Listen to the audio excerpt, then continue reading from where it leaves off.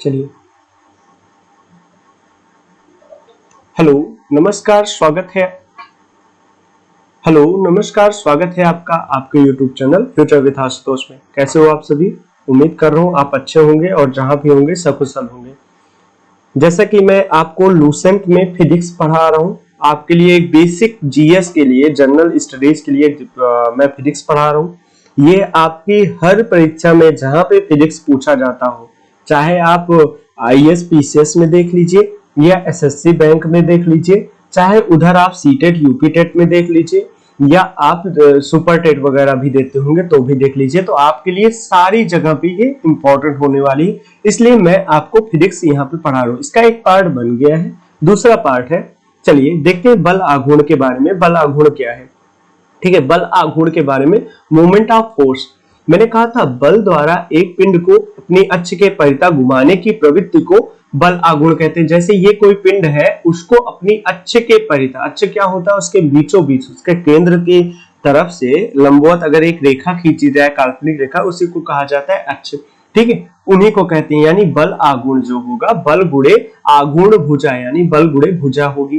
ठीक है, ये समझ में आया। इसका मात्रक क्या होगा? न्यूटन मीटर होगा। क्लियर है भाई? चलिए आगे बढ़ते हैं। चलिए अब बात करते हैं सरल मशीन की, सिंपल मशीन। यह बल आघूर्ण के सिद्धांत पर कार्य करता है।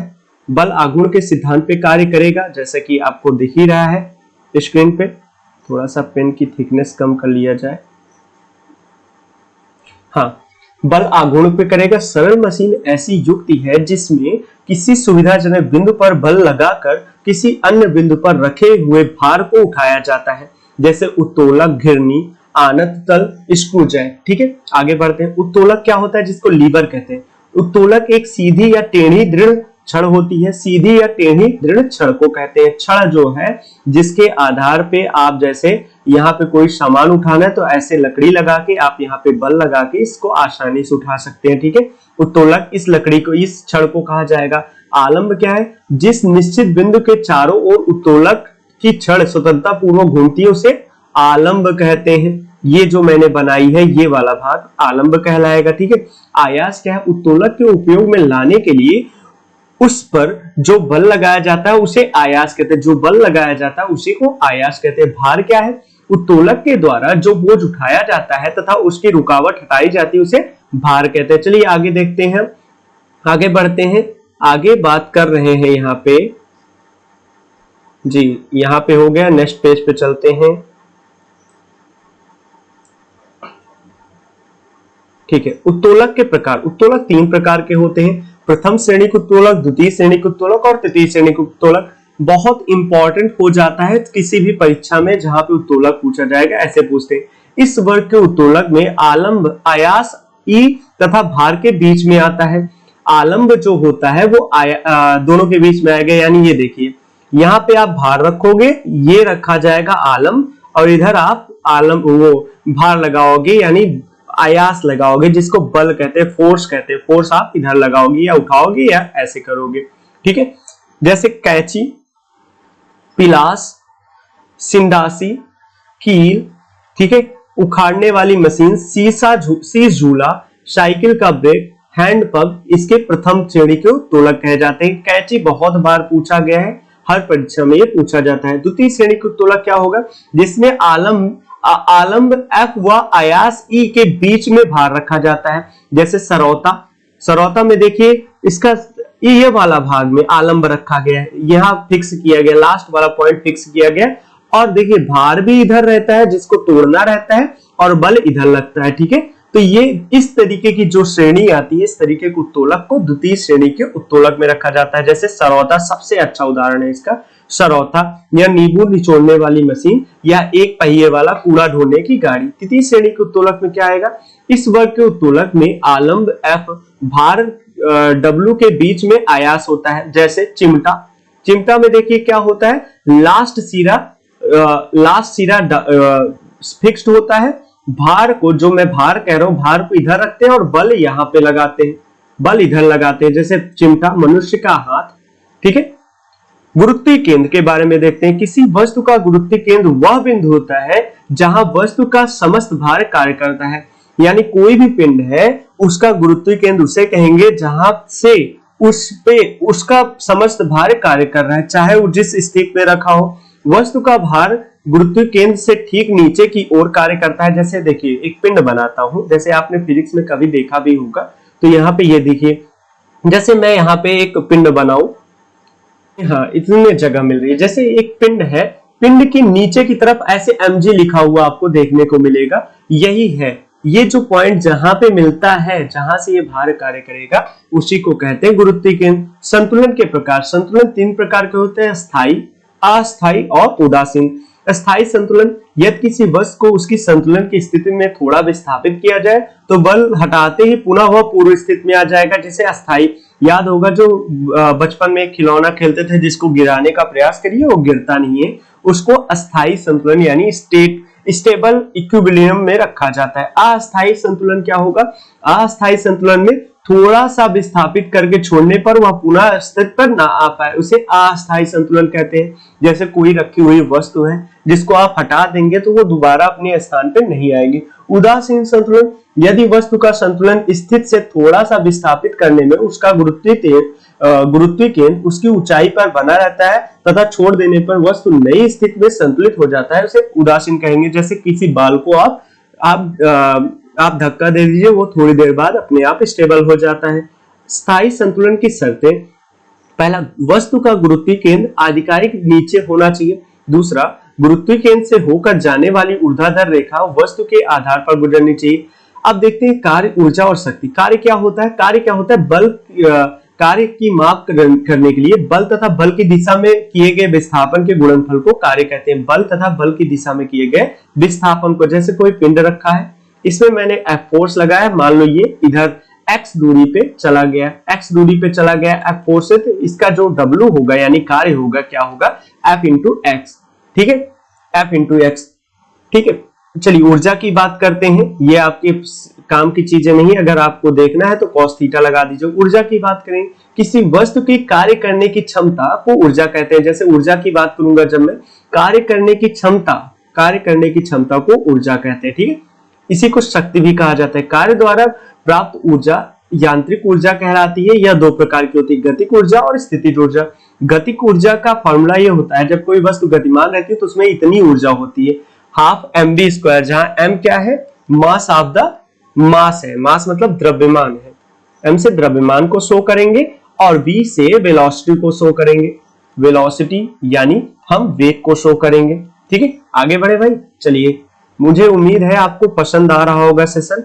पसंद आ रहा है तो प्लीज लाइक करिएगा और लास्ट तक बने रहिए, जिससे आपको चीजें दिखती भी रहें और बढ़िया समझ में भी आती रहे। स्थितिज ऊर्जा, स्थितिज ऊर्जा क्या होती है? जब कोई वस्तु स्थिति में रहता है, मतलब मतलब गतिमान नहीं है, तो उसमें इतनी ऊर्जा होती है, कितनी? mgh, जहां पे g क्या है? गुरुत्वीय त्वरण है, m क्या है? मास है, और h क्या है? हाइट है। यहाँ पे लिखा है m क्या है? द्रव्यमान है, g क्या है? गुरुत्वीय त्वरण है, h क्या है? ऊंचाई है, ठीक है भाई। आगे बढ़ते हैं। ऊर्जा संरक्षण का नियम, किसी वस्तु में ना तो ऊर्जा उत्पन्न की जा सकती है और ना ही नष्ट की जा सकती है। देखिए यहाँ पे लिखा है, ऊर्जा को ना तो उत्पन्न किया जा सकता है ना ही नष्ट किया जा सकता है। इसे को कहते हैं ऊर्जा संरक्षण का नियम। ऊर्जा को नष्ट और उत्पन्न नहीं किया जा सकता। हाँ, ऊर्जा का एक रूप से दूसरे रूप में आप स्थानांतरण कर सकते हो, ठीक है। यहाँ पे कुछ उपकरण है और ऊर्जा का रूपांतरण कर रहे हैं। जैसे डायनामो क्या करता है? यांत्रिक ऊर्जा को विद्युत ऊर्जा में बदलता है। मोमबत्ती रासायनिक ऊर्जा को प्रकाश और ऊष्मा में करता है। माइक्रोफोन ध्वनि ऊर्जा को विद्युत ऊर्जा में बदल रहा है। लाउड स्पीकर विद्युत ऊर्जा को ध्वनि ऊर्जा में। सोलर सेल सौर ऊर्जा को विद्युत ऊर्जा में। ट्यूबलाइट विद्युत ऊर्जा को प्रकाश ऊर्जा में।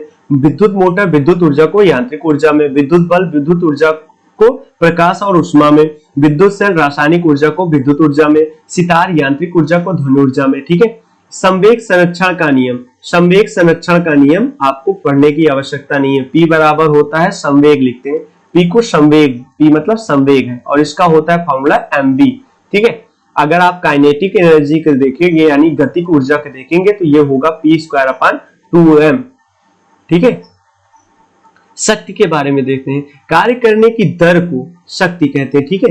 क्षमता को इन्होंने कहा था ऊर्जा, और कार्य करने की दर को शक्ति कहते हैं। यानी अगर कार्य में समय का हम भाग कर दें, तो क्या आ जाएगा, शक्ति आ जाएगी। वही देखिए यहाँ पे लिखा गया है। इसका मात्रक क्या होगा, जूल प्रति सेकंड, जूल प्रति सेकंड, जिसको वाट के नाम से जाना जाता है। ठीक है, शक्ति की एक और मात्रक अश्व शक्ति होती है। ठीक है, अश्व शक्ति की इकाई जेम्स वाट में होती है। ठीक है, एक अश्व शक्ति बराबर 746 वाट होता है। ये बहुत बार प्रश्न आया हुआ है, आप इसको तैयार कर लीजिएगा। ठीक है, वाट सेकंड क्या है, एक वाट सेकंड 1 जूल के बराबर होता है। 1 वाट घंटा 3600 जूल के बराबर होगा। 1 किलोवाट घंटा 3.6 गुणे 10 की घात 6 वाट जूल के बराबर होगा। इतनी बातें हो गई, तो आगे बढ़ते हैं। चलिए भाई, अब देखते हैं गुरुत्वाकर्षण के बारे में। गुरुत्वाकर्षण, आपको पता है गुरुत्वाकर्षण की खोज किसने की थी, न्यूटन ने। तो पहले न्यूटन के गुरुत्वाकर्षण नियम को पढ़ेंगे। जब किन्हीं दो पिंडों के बीच कार्य करने वाला आकर्षण बल, आकर्षण या आकर्षण ही होगा, प्रतिकर्षण तो होगा नहीं, पिंडों के द्रव्यमानों के गुणनफल के अनुपाती तथा उनकी बीच की दूरी के वर्ग के व्युत्क्रमानुपाती होता है। यानी अगर मैं यहाँ पे लिखूं इनको, तो कहूंगा जो बल है वो m1 और m2 के गुणनफल के बराबर के समानुपाती, और f क्या है, उनके दूरी के वर्ग के व्युत्क्रमानुपाती होता है। और जब अनुपाती नियतांक घटाऊंगा तो ये फॉर्मूला आपको देखने को मिल जाएगा, f बराबर g m1 m2 अपान r स्क्वायर, जहां पे g क्या है, सावित्रिक नियतांक बोलते हैं, सावित्रिक गुरुत्वाकर्षण नियतांक बोलते हैं, ये लिखा हुआ है। ठीक है, जिसका मान फिक्स है, जिसका मान क्या होता है 6.67 गुणे 10 की घात -11, ये मान फिक्स है। ये याद रखने की आवश्यकता नहीं है, आपको ये दोनों चीजें याद रखने की आवश्यकता है। ठीक है, गुरुत्व ग्रेविटी की बात करेंगे। ग्रेविटी क्या है, न्यूटन के गुरुत्वाकर्षण के अनुसार दो पिंडों के बीच एक आकर्षण बल कार्य करता है। ठीक है भाई, यदि इसमें से एक पिंड पृथ्वी हो तथा दूसरा तो इस आकर्षण बल को गुरुत्व कहते हैं। कह रहे दो पिंडों के बीच एक बल कार्य करता है, ठीक है, जिसको इन्होंने आकर्षण बल कहा। अगर एक पृथ्वी है यानी एक हमारा अर्थ है, तो इस बल को गुरुत्वीय बल कहते हैं। ठीक है, गुरुत्वीय बल कहते हैं, ये याद रखिएगा। ठीक है, ठीक है, इसे जी से डिनोट करते हैं, इसे गुरुत्वीय त्वरण को जी से डिनोट करते हैं, जिसका मान होता है 9.8 मीटर पर सेकंड। इसी को कभी कभी 10 मीटर पर सेकंड स्क्वायर भी लिख दिया जाता है। ठीक है, और इसका मान जो है ये परिवर्तित होता है। कहां पे जी का मान परिवर्तित कहां होता है, उसके बारे में यहाँ पे लिखा है। पृथ्वी की सतह से ऊपर या नीचे जाने पे जी का मान घटता है, चाहे ऊपर जाइए चाहे नीचे जाइए, जी का मान घटता है। कक्षा 12 के आपको सिलेबस में मिल जाएगा, एनसीईआरटी में आपको मिल जाएगा, ये फिजिक्स के चैप्टर में मिल जाएगा। पृथ्वी के पोल पे जी का मान महत्तम होता है, जी का मान पृथ्वी के पोलों पर सबसे ज्यादा होगा। इसका मतलब विषुवत रेखा पे सबसे कम होगा, विषुवत रेखा पे जी का मान सबसे कम होगा, न्यूनतम होगा। पृथ्वी के घूर्णन गति बढ़ाने पर जी का मान कम होता है। घूर्णन गति बहुत बार सवाल आता है, मोस्ट इंपॉर्टेंट आपके लिए हो जाएगा। पृथ्वी का घूर्णन गति बढ़ाने से जी का मान कम होता जाता है, और पृथ्वी के घूर्णन गति घटाने से जी का मान बढ़ जाता है। यदि पृथ्वी की कोणीय चाल को 17 गुना बढ़ा दिया जाए, ये बहुत बार प्रश्न पूछा गया है, तो भूमध्य रेखा पर रखी वस्तु का भार शून्य हो जाएगा, यानी जी का मान एकदम घटते घटते 0 पहुंच जाएगा। ठीक है, ऐसी आप इसके बारे में पढ़ लीजिएगा। लिफ्ट में पिंड का भार, किसी लिफ्ट में जब हम लोग लिफ्ट समझते हैं ना, लिफ्ट में जब हम चढ़ते हैं तो हमको अपने भार में कमी या अधिकता की महसूस होता है। तो क्या होता है देखिए, जब लिफ्ट ऊपर की ओर जाती है तो लिफ्ट में स्थित पिंड का भार बढ़ा हुआ महसूस होता है। जब आप ऊपर की तरफ जाते हो देखो लगता है कि हम बहुत भारी हो गए, लेकिन जब लिफ्ट नीचे की तरफ आती है तो पिंड बहुत हल्का हुआ, भार घटा हुआ महसूस करता है। जैसे आप गोल वाला झूला झूला होगा कभी, तो उससे आप समझ सकते हो कि जैसे ऊपर जाता था बहुत एकदम लगता है कि शरीर बहुत भारी हो गया है, और जैसे ही ऊपर वो नीचे की तरफ आता है ऐसा लगता है यार हम तो हवा मुड़ रहे हैं, हमारा तो भारी खत्म हो गया, और उल्टी सी आने लगती है। ठीक है, जब लिफ्ट एक समान वेग से ऊपर या नीचे गति करता है तो लिफ्ट में पिंड का भार में कोई परिवर्तन नहीं होता है। अगर एक समान गति से ऊपर हो रहा है और एक समान से नीचे हो रहा है तो इसमें भारहीनता या भार अधिकता की महसूस नहीं करेगा। यदि नीचे उतरते समय लिफ्ट की डोरी टूट जाए तो वह मुक्त पिंड की भांति नीचे गिरेगा, जैसे एक पत्थर गिरता है वैसे ही वो गिरेगा।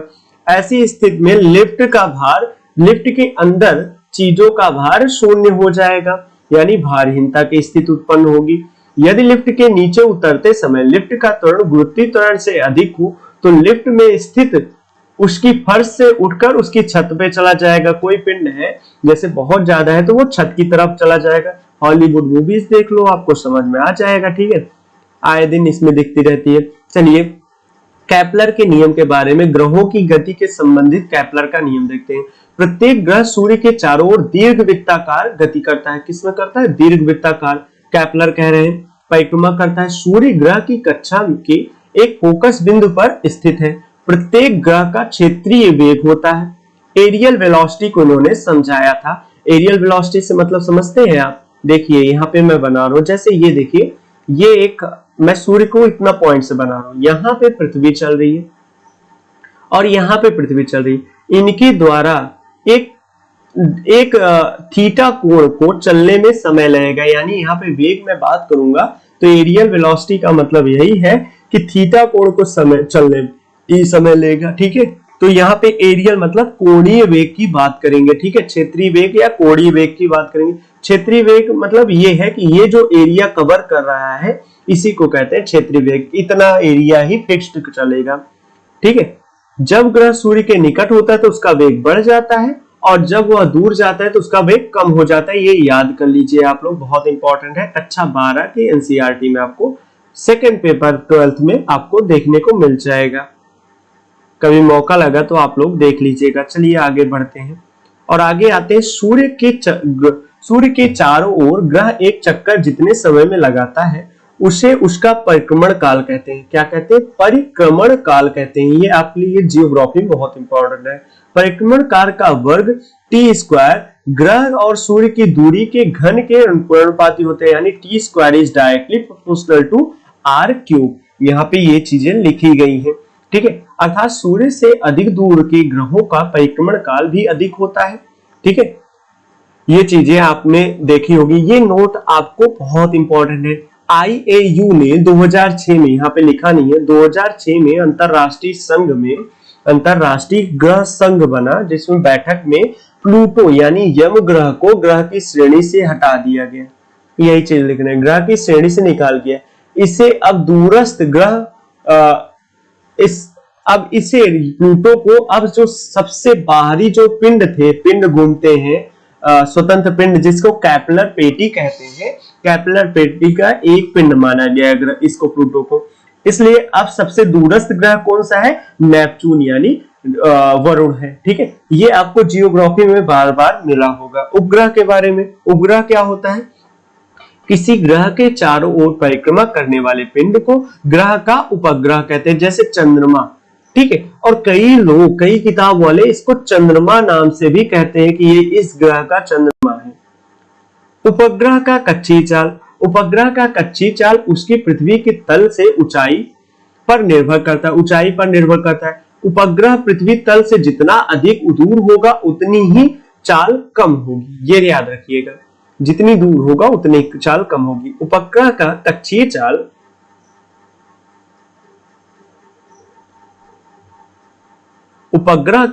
चाल उसके द्रव्यमान पर निर्भर नहीं करता।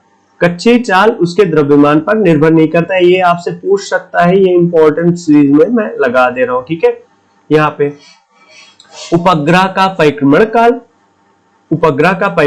तो परिक्रमण काल जान लीजिए, कक्षा की परिधि बटे कक्षा की कक्षीय चाल, यही होता है फॉर्मूला, आप याद रख लीजिएगा।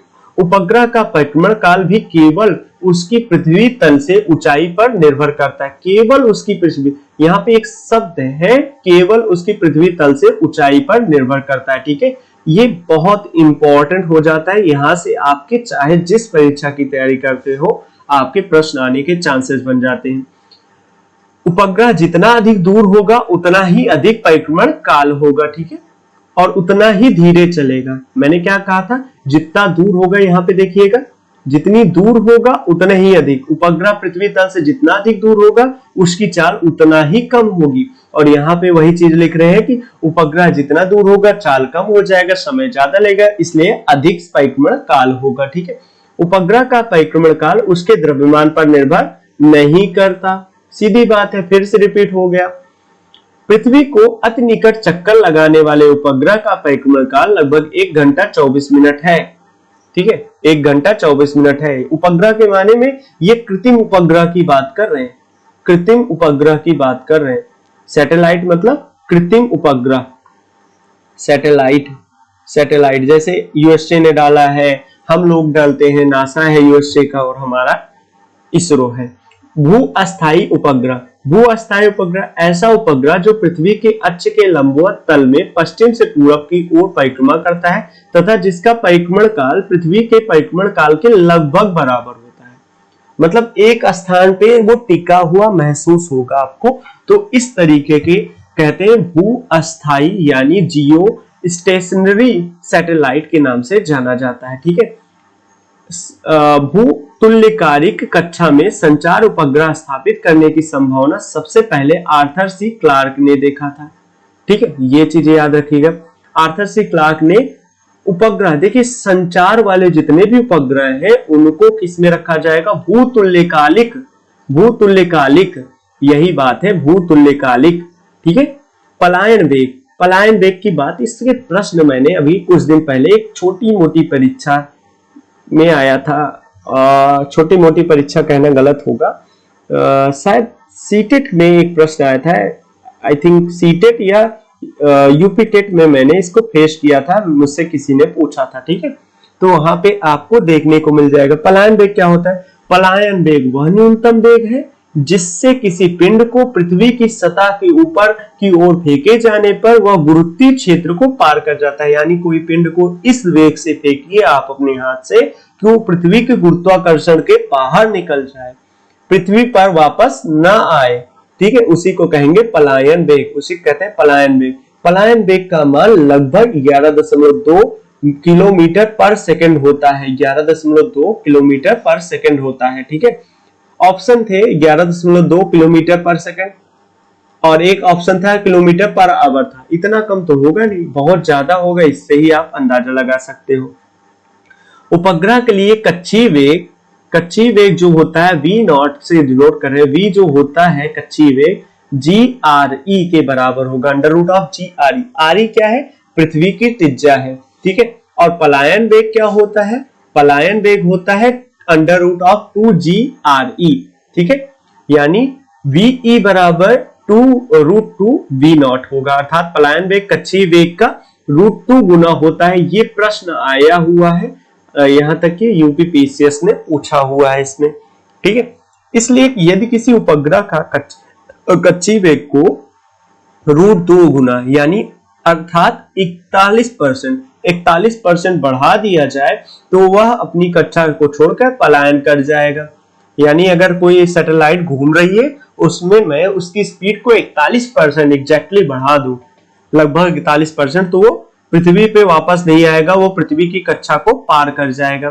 चलिए अब देखते हैं दाब क्या है। दाब के बारे में देखते हैं। दाब क्या होती है? किसी सतह के एकांक क्षेत्रफल पर लगने वाला बल को दाब कहते हैं। देखिए किसी सतह पर, जैसे ये सतह है, इसका एकांक, मान लो ये एकांक ही क्षेत्रफल मैं ले रहा हूं, इस पे जितना भी बल लग रहा है इसके पूरे पैमाने को मैं कहूंगा ये दाब कहलाएगा। दाब बराबर F/A। A फॉर उस पृष्ठ का जो क्षेत्रफल है, पृष्ठ के क्षेत्रफल पर लंबवत बल जो लग रहा है उसी को कहेंगे दाब। दाब का मात्रक क्या होगा? न्यूटन प्रति मीटर स्क्वायर। जाहिर सी बात है, बल का न्यूटन होता है और इसका मीटर स्क्वायर होता है। इसे जिसे पास्कल भी कहते हैं, पास्कल से डिनोट किया जाता है, ये पूछा जाता है बार बार। और दाब क्या है? एक अदिश राशि है। दाब क्या है? एक अदिश राशि है। वायुमंडलीय दाब, वायुमंडलीय दाब क्या होगा? वायुमंडल द्वारा, सामान्यतः वायुमंडलीय दाब वह दाब होता है जो पारे के 76 सेंटीमीटर लंबे कॉलम के द्वारा 0 डिग्री सेंटीग्रेड पर 45 डिग्री अक्षांश के पर समुद्र तल पर लगाया जाता है। ठीक है, तो आप जान लीजिए वायुमंडलीय दाब को एक बार से डिनोट किया जाता है। इसको भी परिभाषित करना हो तो आप इस तरह कह सकते हो, एकांक क्षेत्रफल पर पड़ने वायु द्वारा लगाया गया बल कहलाएगा वायुमंडलीय दाब, जिसको ATM से भी डिनोट करते हैं। किससे? ATM, एटमॉस्फेरिक प्रेशर के नाम से जाना जाता है।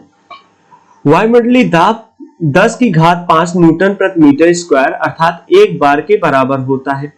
पृथ्वी की सतह से ऊपर जाने पर वायुमंडलीय दाब कम होता है। ठीक है, ये तो जाहिर सी बात है, वायु की मात्रा कम होगी इसलिए वायुमंडलीय दाब कम होगा, जिसके कारण पहाड़ों पर खाना बनाने में कठिनाई होती है, दाल नहीं पकती भाई। वायुयान में बैठे यात्री को फाउंटेन पेन से लिखने में स्याही उसकी नीचे नहीं आती। जैसे एक प्रश्न था, यूपीपीसीएस ने पूछा था या आईएएस ने पूछा था, मैंने फेस किया है इस प्रश्न को लेकिन ऐसे नहीं याद है। पूछा था कि जैसे ऊपर जाने पे स्याही वाली पेन चलना बंद कर देती है, जैसे जैसे ऊंचाई पे जाएंगे तो स्याही वाली पेन चलना बंद कर देती है। तो जो काफी ऊपर जाते हैं, जैसे सैटेलाइट पे जाते हैं या अर्थ के बाहर जाते हैं, वो किस तरीके का पेन का प्रयोग करते हैं, वो कौन से पेन का प्रयोग करेंगे, क्योंकि वो बॉल पेन का प्रयोग नहीं है। तो इसका सही जवाब होगा, इसका जवाब होगा पेंसिल। ठीक है, वो पेंसिल का उपयोग करते हैं। वायुमंडलीय दाब को बैरोमीटर से नापा जाता है। किससे नापा जाता है? बैरोमीटर से। ये प्रश्न आता है, हर साल आएगा और आता रहेगा। इसकी सहायता से मौसम संबंधी पूर्वानुमान भी लगाया जाता है। आप अगर आपने अगर जियोग्राफी पढ़ा हुआ है तो आपको पता होगा कि दाब और ताप पर ही मौसम निर्भर करता है। बैरोमीटर का पाठ्यक्रम एकाएक नीचे गिरता है तो आंधी आने की संभावना होती है। ठीक है, आंधी आने की संभावना इसी से होती है। बैरोमीटर का पाठ्यक्रम जब धीरे धीरे नीचे गिरता है तो वर्षा होने की संभावना होती है। बैरोमीटर का पाठ्यक्रम जब धीरे धीरे ऊपर चढ़ता है तो दिन के साफ होने की संभावना होती है। द्रव में दाब क्या होगा? द्रव के अणुओं द्वारा बर्तन की दीवार और तली पर प्रति एकांक क्षेत्रफल पर लगने वाले बल को द्रव का दाब कहेंगे। परिभाषा वही है। ठीक है, अगर मैं H से ऊंचाई लूं, D से गहराई लूं और G फॉर ग्रेविटी लूं,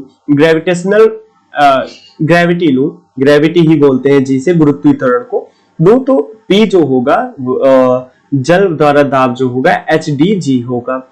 द्रवों के दाब का नियम। स्थिर द्रव एक क्षैतिज तल में स्थित सभी बिंदुओं पर दाब समान होता है, यानी वो चारों तरफ बराबर दाब लगाता है।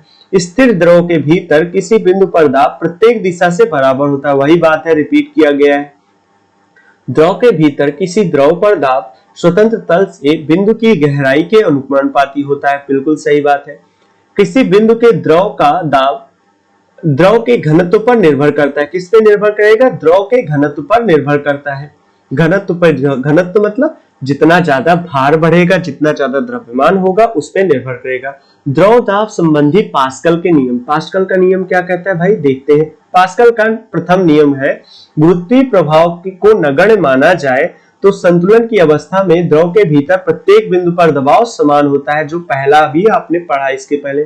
पास्कल का द्वितीय नियम कहते हैं, बर्तन के बंद द्रव के किसी भाग पर आरोपित बल द्रव द्वारा सभी दिशाओं में समान परिणाम में संचरित होता है। सेम बात है दूसरा नियम। पास्कल के नियम के आधारित कुछ यंत्र जैसे हाइड्रोलिक प्रेस,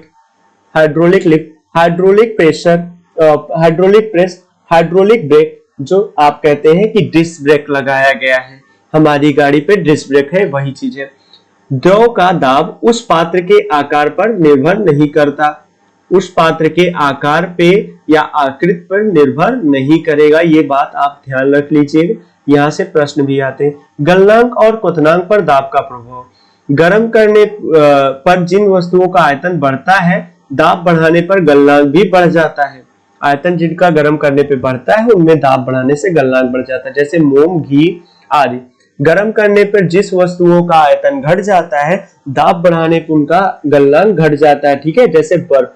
क्वथनांक का प्रभाव। सभी द्रवों का क्वथनांक दाब बढ़ाने पर बढ़ जाता है। जैसे प्रेशर बढ़ाओगे वैसे ही उनका क्वथनांक बढ़ने लगेगा। जैसे ऊपर से प्रेशर कर दो, जैसे आप एक एग्जांपल ऐसे सोच सकते हो, जैसे पानी गर्म करने के लिए आप चूल्हे पे रखिए, गैस चूल्हे पे रखिए पानी या दूध गर्म करने के लिए। अगर आपने ऊपर से उसको ढक्कन कर दिया, ढक्कन लगा दिया, तो वो जल्दी उबलने लगता है, और अगर आपने ढक्कन नहीं लगाया तो थोड़ी देर में उबलता है, यानी आपने दाब बढ़ा दिया। ढक्कन से क्या किया? आपने उसका दाब बढ़ा दिया।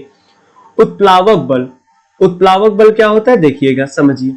द्रव का वह गुण जिसके कारण कह रहे हैं द्रव का वह गुण जिसके कारण वह किसी वस्तुओं को ऊपर की ओर बल लगाता है उसे उत्प्लावक बल कहते हैं। यह बल वस्तुओं द्वारा हटाए गए द्रव के गुरुत्वीय केंद्र पर कार्य करता है, जिसे उत्प्लावक केंद्र कहते हैं।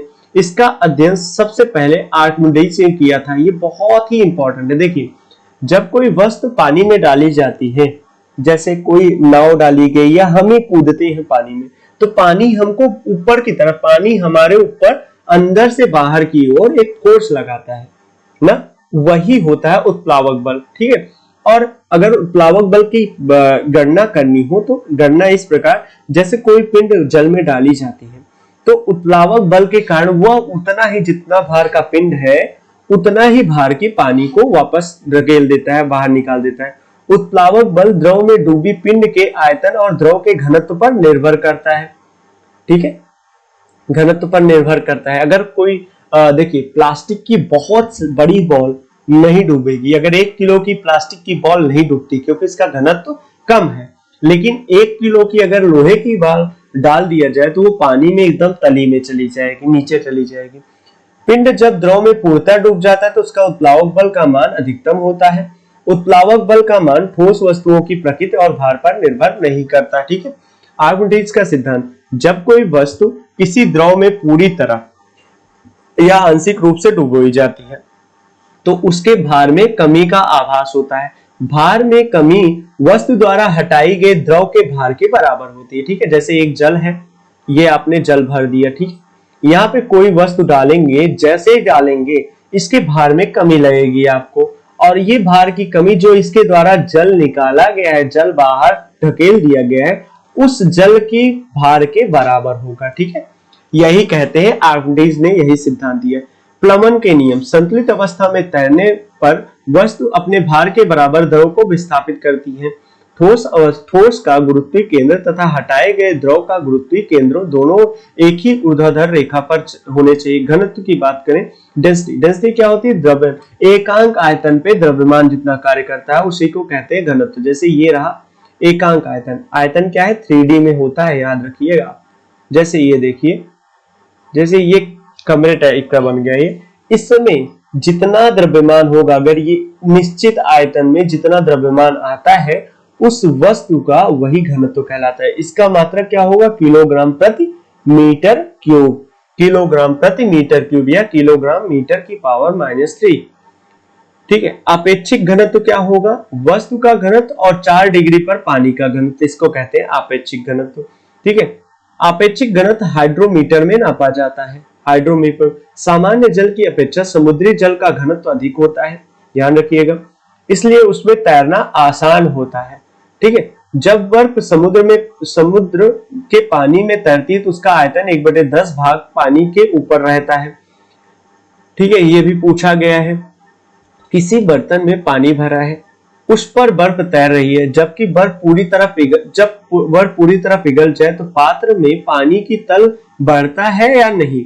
या पहले बढ़ता है, बढ़ता नहीं है और उसी समान रहता है। मतलब कह रहे हैं कि जब कोई पिंड है उसमें कोई बर्फ तैर रही है तो अगर वो गल जाए पूरी तरह, ठीक है, गल जाए तो वस्तु का जो आयतन है, वस्तु का आयतन बढ़ेगा नहीं, उसी में समा जाएगा, मतलब उतना ही रहेगा, उतना पानी हटा के रखता है अपना।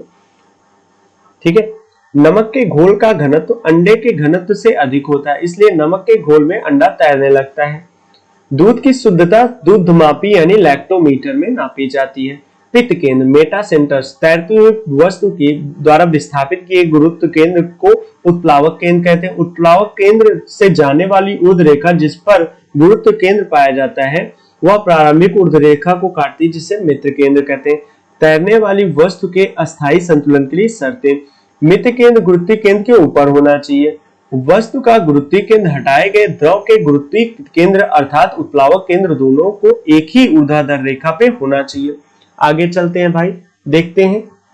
अब बात करते हैं पृष्ठ तनाव की। पृष्ठ तनाव क्या होता है देखते हैं। ससंजक बल की बात करेंगे, कोहेसिव फोर्स की बात करेंगे। एक ही पदार्थ के अणुओं के मध्य लगने वाला आकर्षण या प्रतिकर्षण, आकर्षण बल को ससंजक बल कहते हैं। क्या? एक ही पदार्थ, याद रखना, एक ही पदार्थ के बीच में जैसे ठोसों में ससंजक बल का मान अधिक होता है, फलस्वरूप इसके आकार निश्चित होता है और ये कठोर होते हैं। इनको दो ठोसों को अलग नहीं किया जा सकता, नॉर्मली नहीं किया जा सकता। अगर नहीं यकीन हो रहा है तो आपके पास मेज होगी, कुर्सी होगी, आप उस पर हाथ मार के देखिए, आपको चोट लग जाएगी लेकिन आपका हाथ वो मेज या कुर्सी टूटना नहीं चाहेगा, हालांकि आप खली ना हो तो ना, खली जैसे लोगों के लिए नियम नहीं लगता। आसंजक बल क्या होता है? दो भिन्न पदार्थों के अणुओं के मध्य लगने वाले आकर्षण बल को आसंजक बल कहेंगे। जैसे जैसे चाक और श्यामपट्ट सबसे अच्छा उदाहरण है, श्यामपट्ट, चाक और श्यामपट्ट। पृष्ठ तनाव क्या है? पृष्ठ तनाव द्रव के स्वतंत्र पृष्ठ के में कम से कम क्षेत्रफल प्राप्त करने की प्रवृत्ति होती है।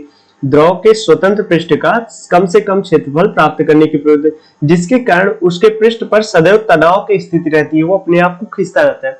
इसे ही पृष्ठ तनाव कहते हैं।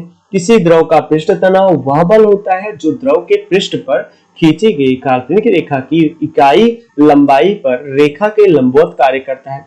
यदि रेखा की लंबाई L पर F बल कार्य कर रहा है तो पृष्ठ तनाव T बराबर F/L होगा। ठीक है, आगे बढ़े भाई। पृष्ठ तनाव का एसआई मात्रक न्यूटन प्रति मीटर होता है। पृष्ठ तनाव का एसआई मात्रक क्या होगा? न्यूटन प्रति मीटर होगा। ये बातें आप जानते हो। द्रव के पृष्ठ के क्षेत्रफल में एकांक वृद्धि करने के लिए किया गया कार्य द्रव के पृष्ठ तनाव के बराबर होता है और इसके मात्रक जूल प्रति मीटर स्क्वायर होता है। ठीक है, अब केशिकत्व के बारे में हम नेक्स्ट क्लास में लेंगे। उम्मीद कर रहा हूं आपको वीडियो अच्छा लग रहा है। अच्छा लग रहा है तो लोगों के साथ शेयर करिए। लाइक तो बनता है भाई, लाइक करके जाइएगा। अगर नहीं लाइक कर रहे हैं तो आपको अच्छा नहीं लग रहा है तो आप कारण बता के जरूर जाइएगा। ठीक है, चलिए भाई चलते हैं, फिर मुलाकात होगी आपसे कल। बहुत बहुत धन्यवाद।